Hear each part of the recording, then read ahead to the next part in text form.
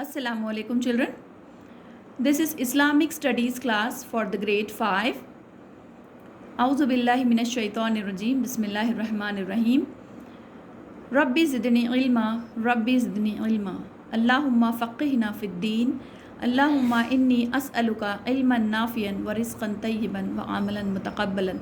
Allahumma anfa'na bima 'allamtana wa 'allimna ma yanfa'una wa zidna ilma. Amin ya rabbul alamin. Children, in today's video we are going to start unit 4, that is Saum in Islam. What is Saum?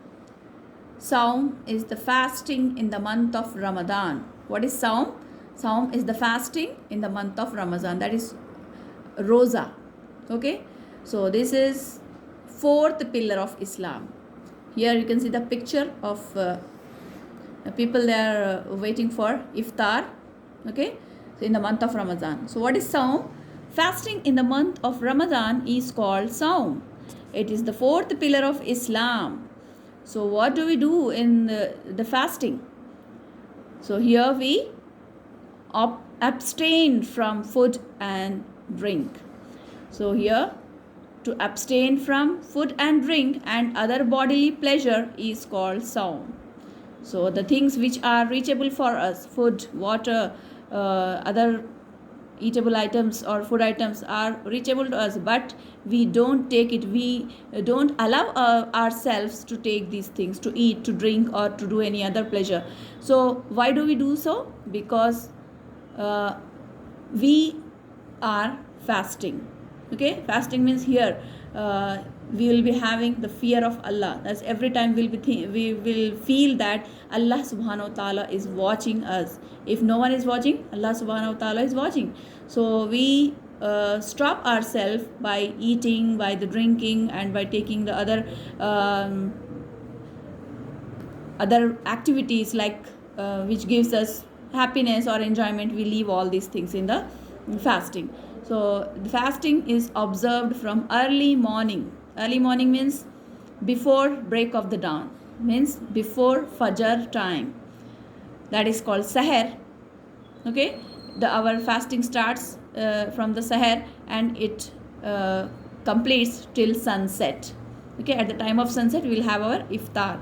So fasting in the month of Ramadan is obligatory, means it is first to complete 30 number of Saum in the month of Ramadan. If we miss any roza, if we miss any fast because of any reason, because of ill health or because of any other reason, if you are missing because of journey or any reason, so we have to complete this number later. So one has to make it up later. So fasting in the month other than Ramadan is voluntary, it's not obligatory. Means nafil rozas or any other fasting, it is not first, but 30 rozas, 30 number of fasting, it is compulsory, it is obligatory for us. If you are missing for any reason, we have to make it up later. We have to complete the number afterwards, after the month of Ramadan and before the arrival of next Ramadan. So here what do we how do we observe our fasting? We abstain food and drink. Here abstain means to choose not to do. If you are choosing the option not to do that, that is called abstain. So here what we are abstaining? Food and drink and other bodily pleasure. So that is called Saum or fasting. Okay, and that is farz for us. Now we will see benefits of fasting. What are the benefits of observing fast? Fasting provides an exercise in self-discipline and strengthens and deepens our faith. So fasting provides self-discipline. How it provides self-discipline? So we will be having the fear of Allah. Allah subhanahu wa ta'ala is watching us every time if we do any wrong deed or any wrong action or if we are trying to eat something, so Allah subhanahu wa ta'ala is watching us. So we will not allow a single drop of water to enter into our mouth. Through the wudu also, while doing wudu also, we will be very careful and we will not allow a water drop to go inside the mouth. So that is our self-discipline and it strengthens and deepens our faith. While observing a fast, we realize through our own experience. We can observe this by our own experience. true pain and sufferings of hungry and poor people. So when we observe fast, we can feel the pain and suffering of hungry and poor people. So these hungry and poor people, they don't get even the food for 2 times a day. So we can feel their pain and hunger by observing fast. Fasting provides us a spiritual lift. It frees us from desires and make us God fearing. Okay, whoever fasts in the month of Ramadan with true spirit will have his past sins forgiven. Okay, past sins yani ki guna, it will be forgiven. Okay,